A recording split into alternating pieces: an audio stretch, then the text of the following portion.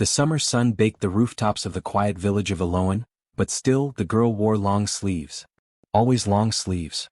Even when the air shimmered with heat and the river children ran barefoot, their shirts tied around their waists, laughing in the haze, she walked quietly past them, arms covered, eyes downcast. Her name was Lena, though few ever used it. Most just called her that girl, the one with the silence around her like a second skin. She didn't speak much. She didn't need to. Her body spoke volumes if anyone had ever bothered to listen. The sleeves were frayed at the cuffs, stained with old dust and something darker. Her steps were careful, calculated, as though she feared even the air might bruise her. But it was her eyes, too old for her young face, that unsettled the villagers. Eyes that had seen something. Eyes that looked through people like glass. No one noticed the way her hands sometimes trembled as she lifted water from the well, or how she flinched whenever anyone moved too fast near her. But the real mystery, what the braver children whispered about when no adults were near, was her scars. They said they'd seen them once, when a gust of wind lifted her sleeve while she reached for apples in the market. Pale, jagged lines curling like vines across her arm. Not random. Not chaotic. Letters. That's what they whispered. Like a story carved into her skin. Or warnings. "She's cursed," the baker's wife once muttered under her breath. Or maybe she cursed herself. But no one dared ask. Because Lena didn't cry, didn't complain. She just existed. Like a ghost that refused to leave. And somehow that was worse. At night, though, in the quiet room beneath the creaking attic where she slept, Lena would peel off her sleeves and stare. The candle's flame flickered as though uneasy, throwing golden light over her thin arms, her back, her legs, everywhere marked by scars. And sometimes when she held her breath just long enough, she swore they shifted. Not like skin stretching. No, something deeper. The lines pulsed faintly like veins carrying not blood but something older. Ancient. One evening, alone in the half-light, she traced a particularly new scar with trembling fingers. It hadn't been there the day before. She hadn't fallen. No one had touched her since last night. It was fresh but fully closed. Raised in thin ridges, curling into shapes. Shapes that were starting to look like words. Not any language she knew, but something that made the hairs on her neck stand up. She whispered the shape under her breath. A word that wasn't a word. A sound like wind moaning through dead trees. And in that moment the candle snuffed out as if afraid. She sat there in the dark, not moving, her breath shallow. Outside in the summer night a dog howled. A shadow slipped across the moon. And on her arm the scar twitched again, as if it were trying to finish its sentence. Lena was only 7 when the fire took everything. The villagers remembered the flames licking the sky like a monster finally freed. Her home, just a small, creaky cottage tucked at the edge of the woods, was reduced to blackened bones. Her parents had been inside. The story went that it was an accident, something to do with a fallen lantern or an unextinguished hearth. But no one could explain why both her mother and father had been locked inside. Or why Lena had been found outside the burning house, barefoot and crying, clutching a wooden charm in the shape of an eye. They said it was grief that stole her voice that night, but those closest to the fire said her scream hadn't sounded like a child's. It had been too loud. Too ancient. In the days that followed, no family came to claim her, except one. Her mother's sister, Morelda, arrived from the northern hills. Dressed in deep grays and smelling of dried lavender and copper coins, she took Lena's small hand in her gloved fingers and said, "I'll raise her. She has my blood." Her voice was thin and sharp like a thread pulled too tight. The village elders exchanged glances but said nothing. It was better than leaving the girl to rot in the poorhouse. So Lena went with Morelda to the large house at the edge of the hill, where fog clung to the windows and the garden always seemed to bloom out of season. The house creaked with age. It moaned in the wind. The floorboards whispered secrets no one dared translate. But to Lena it was simply not home. She didn't speak, didn't smile. Morelda didn't mind. She preferred silence. At first things were quiet. Morelda gave Lena a room, cold and bare but clean, and a list of chores. She taught her how to scrub floors with lye until her fingers cracked, how to pluck herbs from the garden by moonlight, and how to pour tea without spilling a drop. "Order is everything," Morelda would say, tapping the edge of her teacup. Even chaos bows to order. But as weeks became months, the air inside the house thickened. Something shifted after sunset. Morelda's kindness, brittle as it was, vanished with the sun. Her voice changed. Her fingers tightened around Lena's arm when she made a mistake. Her gaze grew colder than frost. And then the beatings began, not with rage but with ritual. quiet, deliberate, and always at night. There were no bruises left in the open. Morelda was too clever for that. Her strikes found the ribs, the thighs, the back of the neck.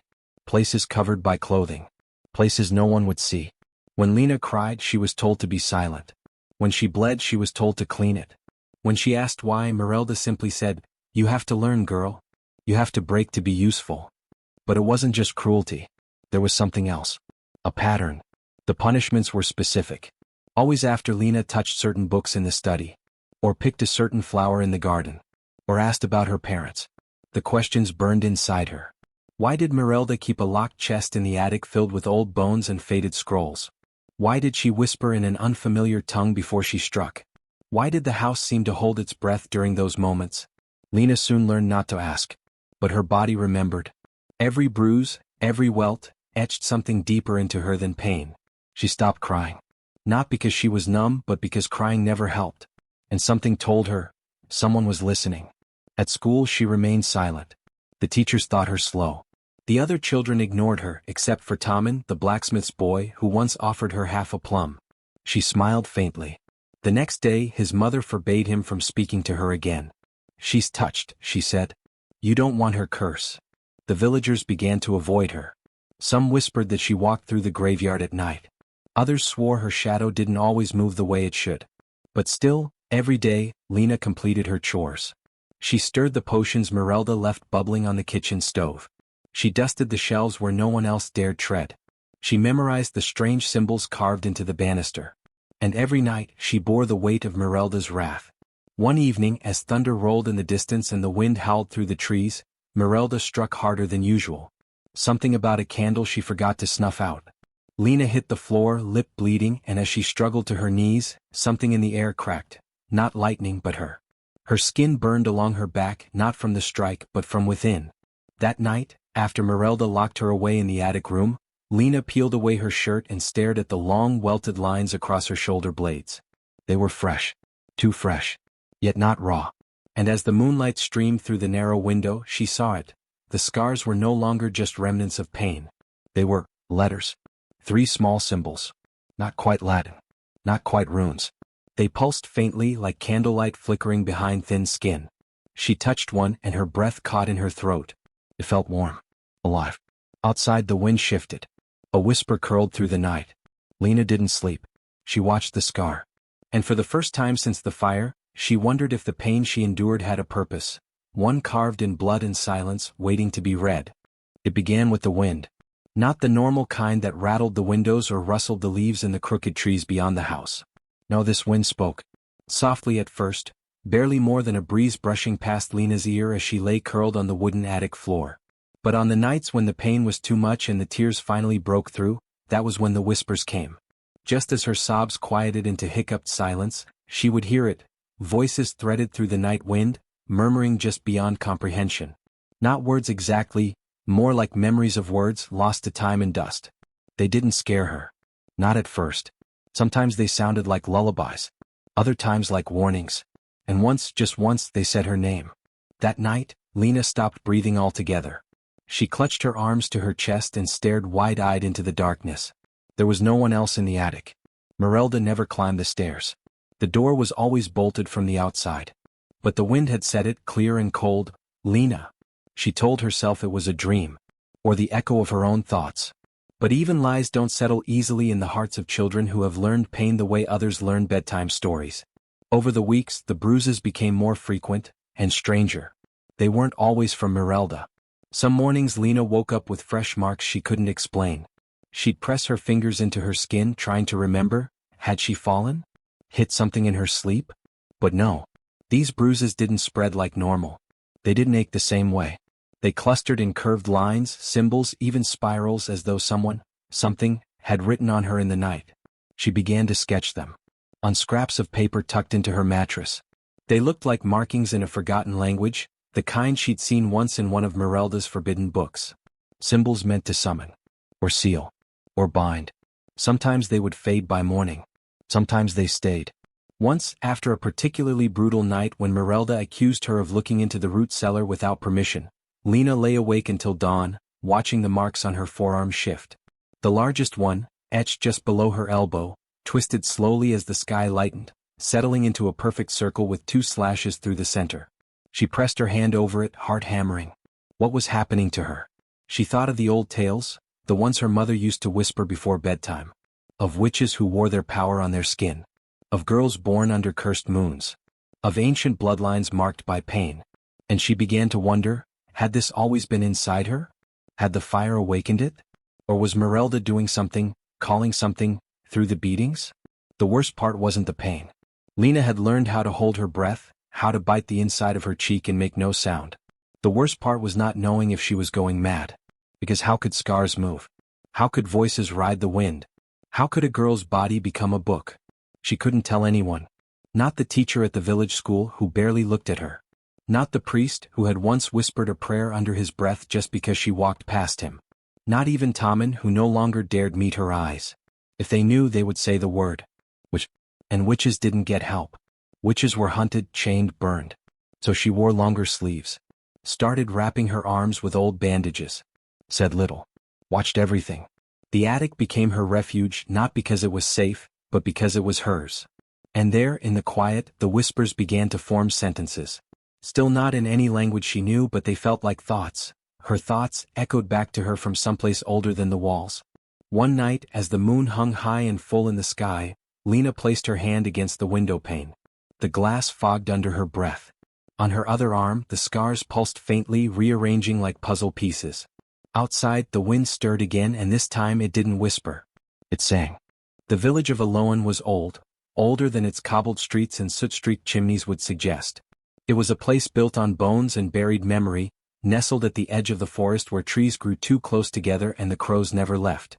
The people there lived simple lives but carried complex silences.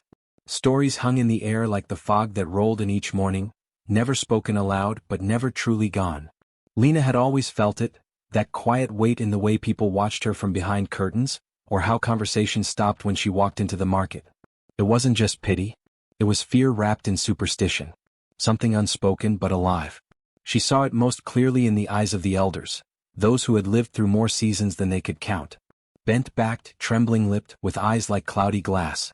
They would stare at her a moment too long, their faces folding in on themselves like memories returning. One old man, the retired miller with hands warped by time and weather, once crossed himself backward when she passed by.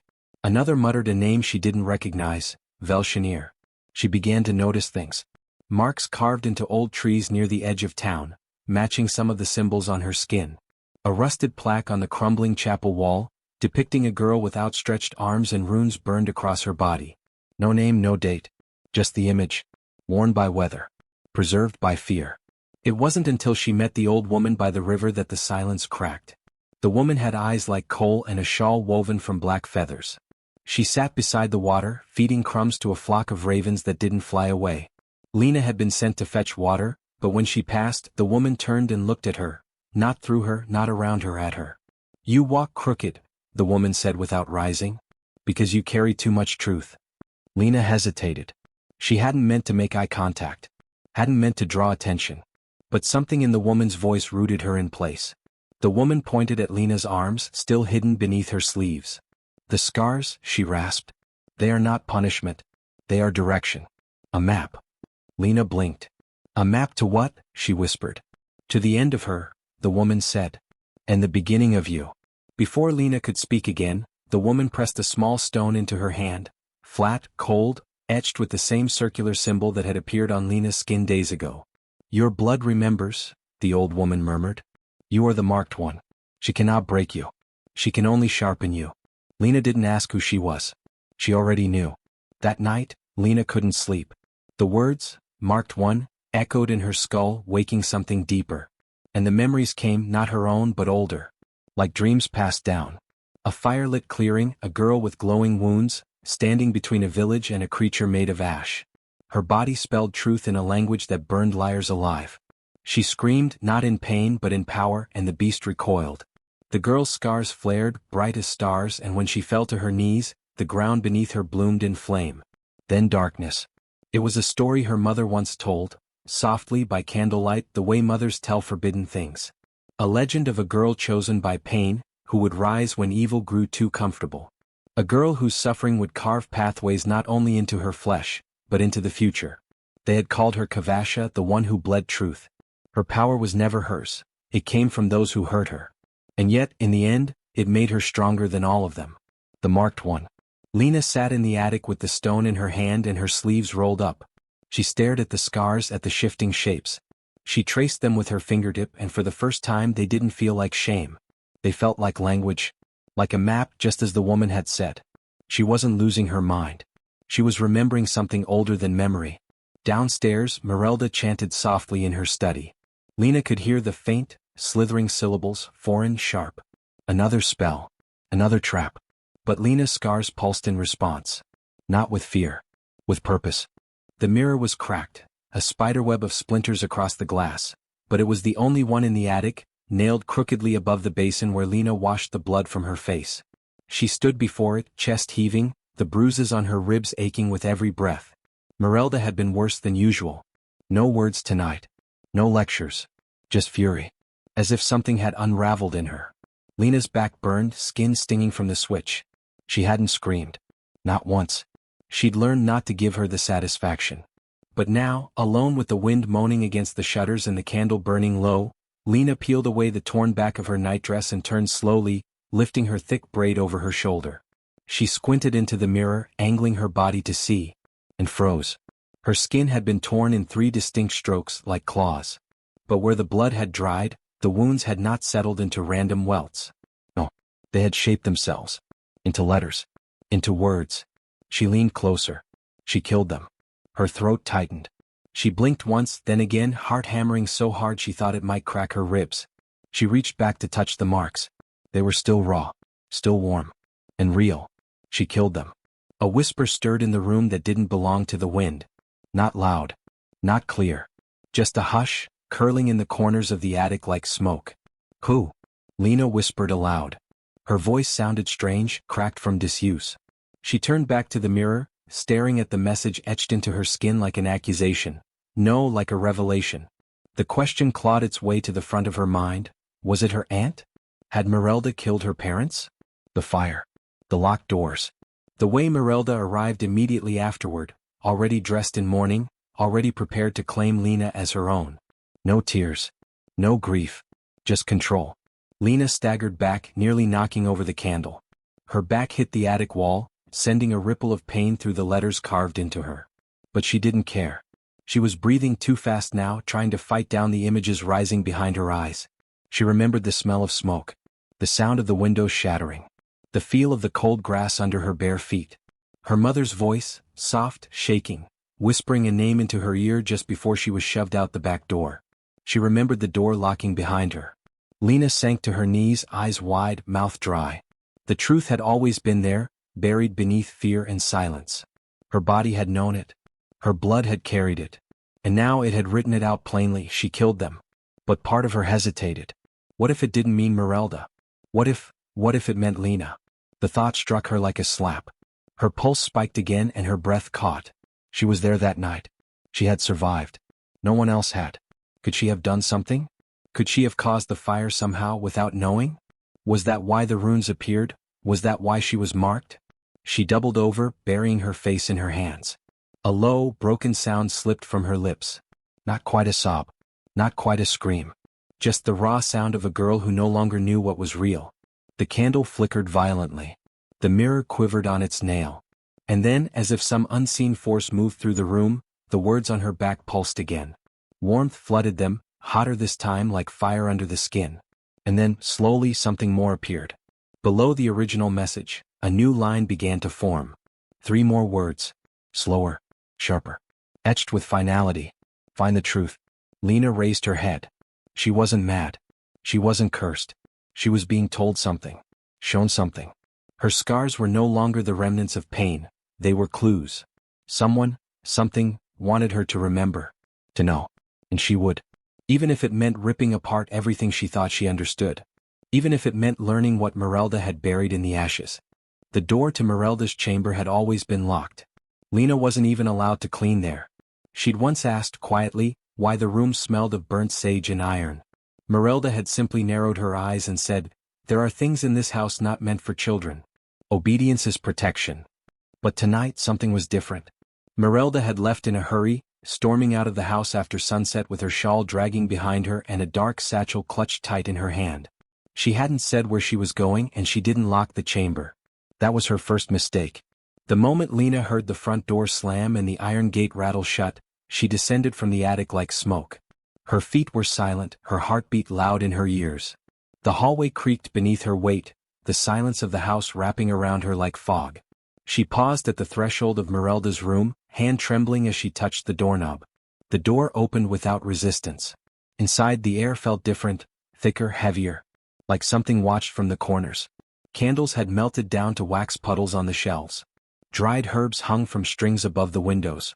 The walls were lined with books, all leather-bound and smelling of mildew, ink and something coppery beneath. There were no portraits. No warmth. Just artifacts and shadows. Lena stepped inside and shut the door behind her. She knew what she was looking for, she just didn't know where to find it.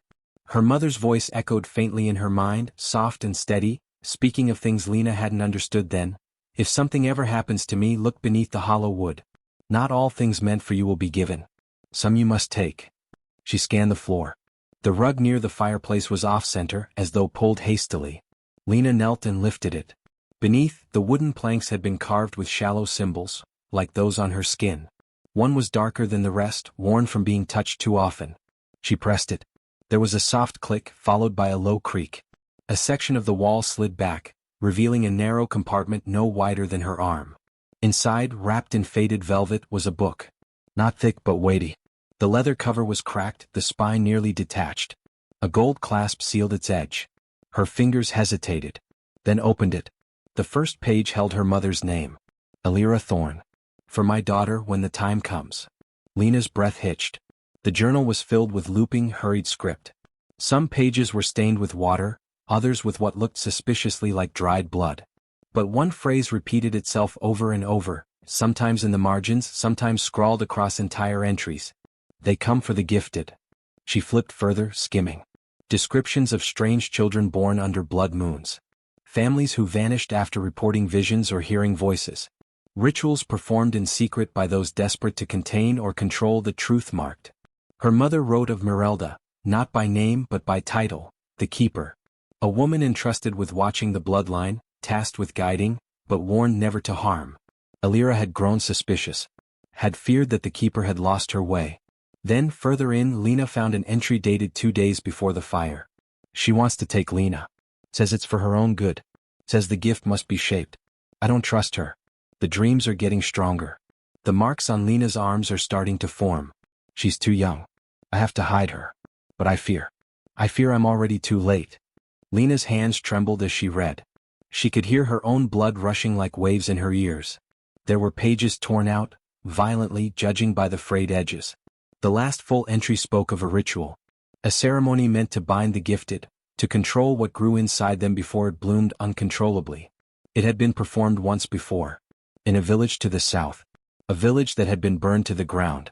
No survivors. Lena stared at the word, burned. The same way her home had been. The same fire. The same silence afterward. Morelda hadn't taken her in out of obligation. She had taken her because she was meant to. Because Lena was part of something older. Something dangerous. Something Morelda had tried to chain. The wind groaned through the eaves outside. The candle beside the bed flickered, though no breeze touched it. Time was running thin. Lena pressed the book to her chest and backed out of the room, heart thundering. The whispers were growing again, louder now. Not threatening, urging. Her skin tingled. Her scars pulsed. They come for the gifted. But she wasn't a child to be claimed anymore. She was a storm. And the truth was no longer hiding. The pain barely registered anymore. Morelda had struck her hard that night, the heavy rod leaving a sharp, bruising throb across her shoulder blade. But Lena didn't cry. She didn't flinch. She waited. Waited for the ache beneath her skin to become heat, for the heat to become a pattern. And it came. Later, in the attic's hush, she peeled back the fabric of her blouse and stood before the mirror again, candlelight flickering low. The skin over her ribs pulsed faintly, like something beneath it stirred with intention. The lines began to shape themselves, rising slowly through the pain, raised like ink scrawled across parchment. This time the message was short. Direct. Dig under the hearth. Lena's breath caught. The hearth. It stood cold and unused in the main room now. Morelda never lit a fire there. Said the smoke gathered too heavily. Said it disturbed the balance of the house. But Lena remembered playing near it as a child, long before the beatings began, before her voice turned to silence. Now she knew better. Now she knew there were secrets buried in silence. She waited until the house fell still. Morelda's footsteps above. The creak of her room door closing.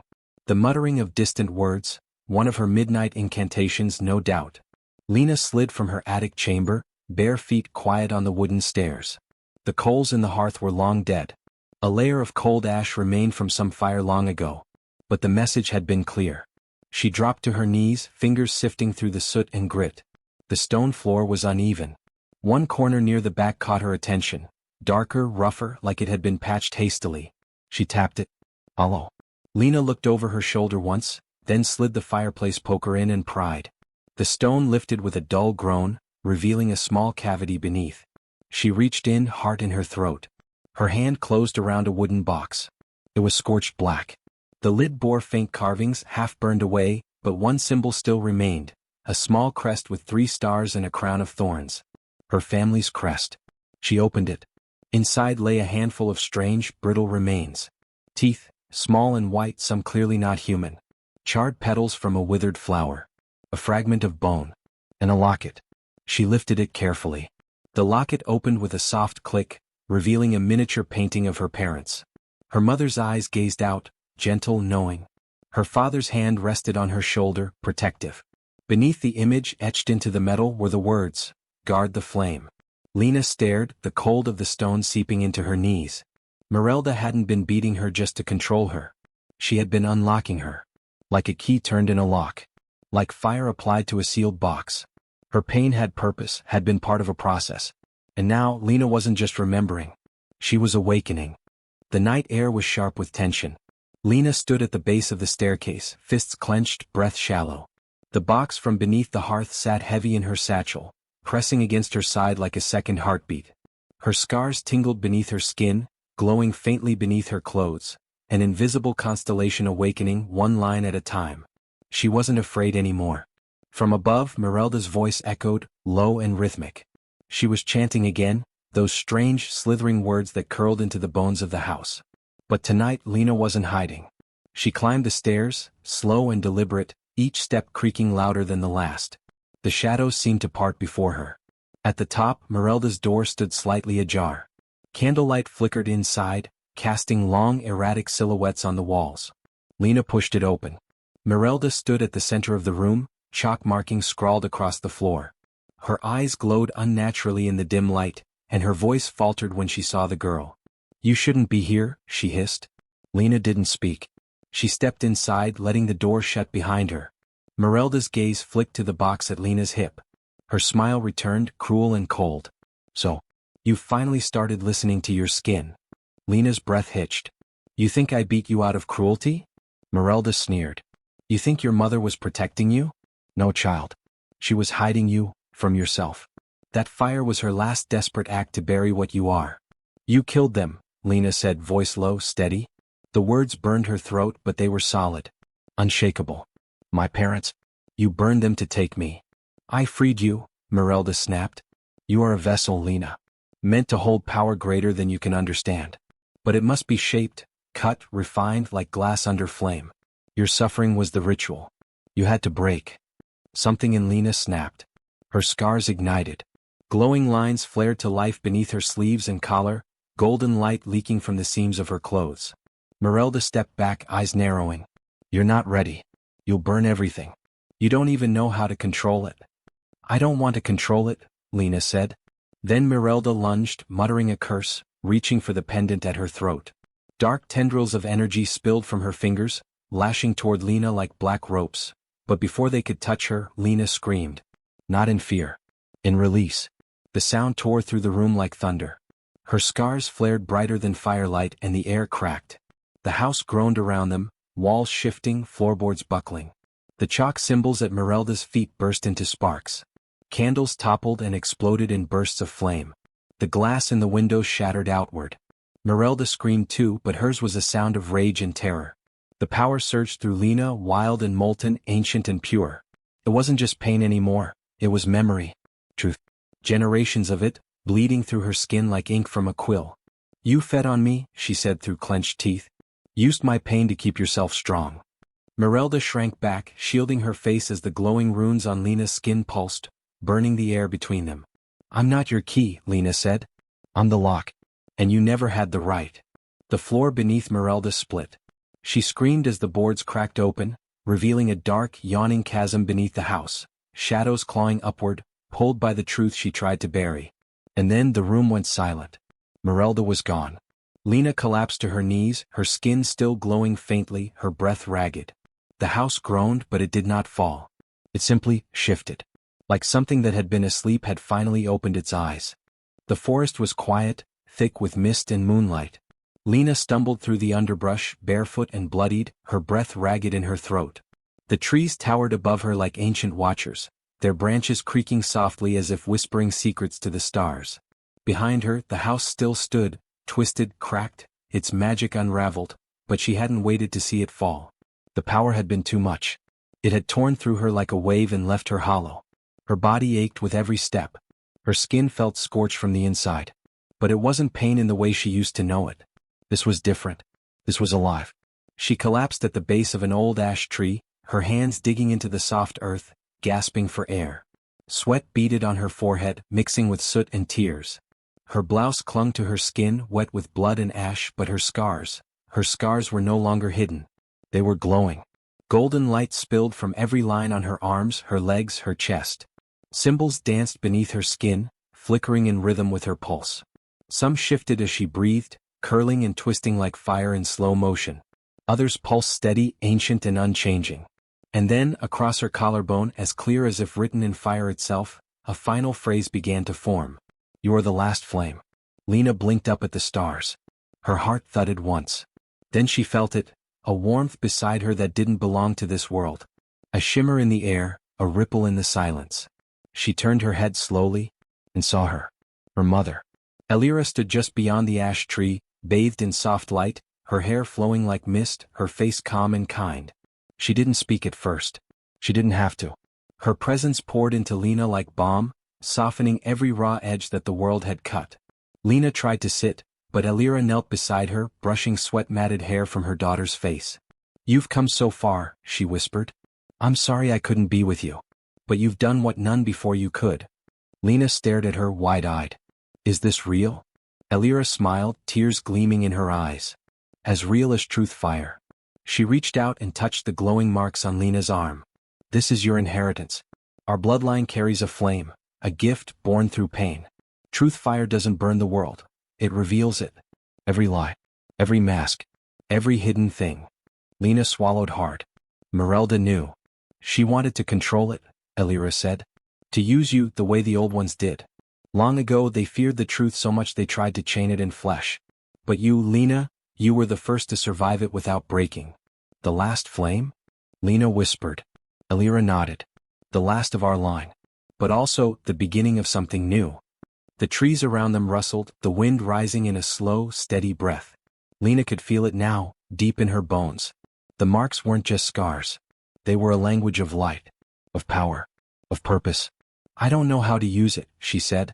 You already have, Elira said. By surviving. By facing the pain and choosing not to hate yourself for it. The flame responds to truth. And yours is the strongest of all.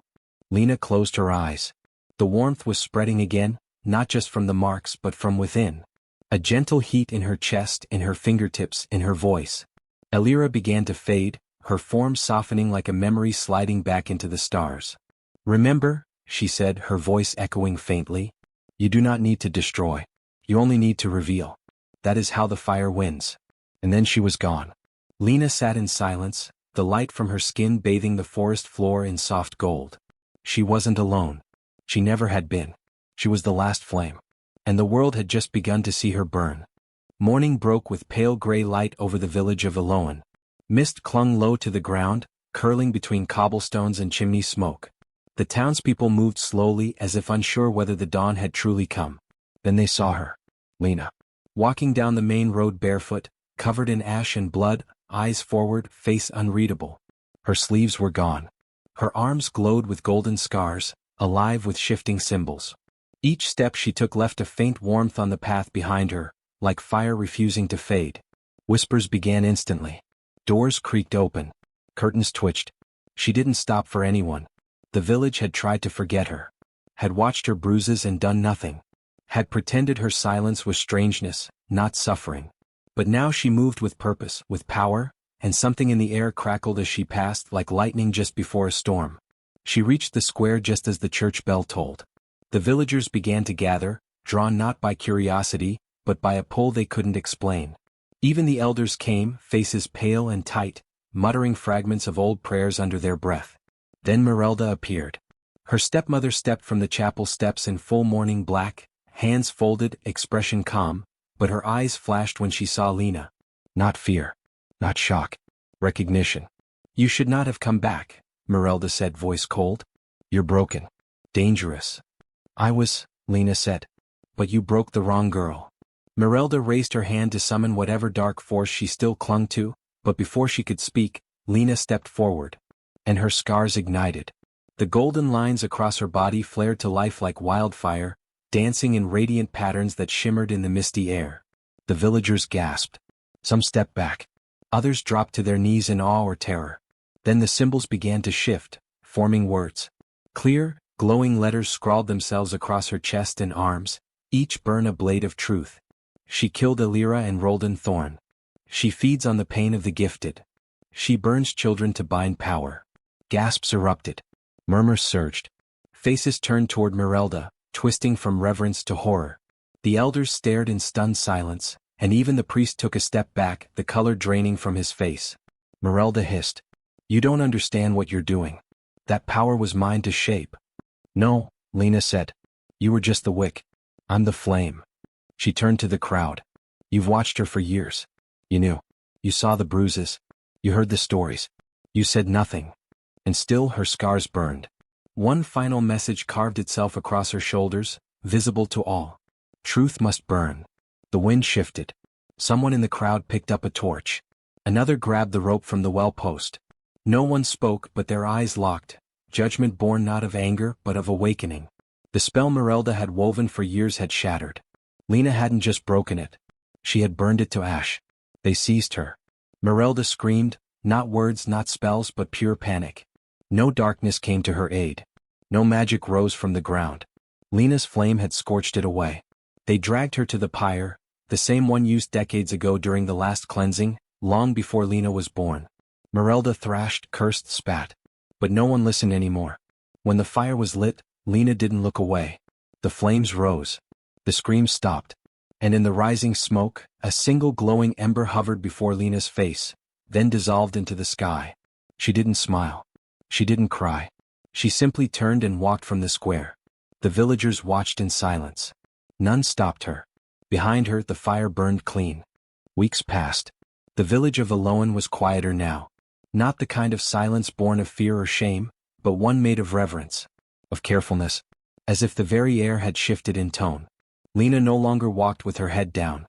The scars that once blazed like fire had begun to fade, slowly and gently, leaving only faint silver lines behind, like the ghost of constellations on her skin. They no longer burned. They no longer bled. But they were never really gone. She could still feel them deep beneath the surface, pulsing like memory. Each one had spoken. Each one had carried weight. And now they rested. But what they said would never be forgotten. On the edge of the village square, where the pyre had turned Morelda to ash, a stone had been placed, not by Lena but by the people. A simple slab, unmarked at first. Then, one morning, golden script appeared across it overnight. No chisel had touched it. No hand had carved it. The letters glowed faintly at dawn and dusk. She carried pain so others wouldn't have to. She burned not to destroy but to reveal. Even the deepest wounds can speak, if we dare to listen. People came from other towns to see the stone. They came quietly, with bruises hidden under sleeves, with pain they couldn't yet name. Some stayed. Some wept. Some simply stood and let the truth settle inside them like a seed. Lena didn't need to lead them. She didn't preach. She just sat with them when they needed silence. Looked them in the eyes when they flinched. Offered her hand when their voices trembled. She had become something more than a girl with a cursed gift. She had become a guardian. A symbol. The last flame, yes, but also the first spark for others. Children who once feared their bruises began tracing them with curiosity. Mothers whispered the story of the girl whose scars told truth instead of lies. Even the wind carried her tale, whistling through the village trees like a lullaby that never ended. Lena spent her nights beneath the stars, often alone, often listening. The forest still spoke to her. The silence still hummed with things unsaid. But she no longer feared them. She understood now, pain did not silence the truth, it revealed it. And truth, once spoken, could never burn the same way again. Not when someone finally dared to listen.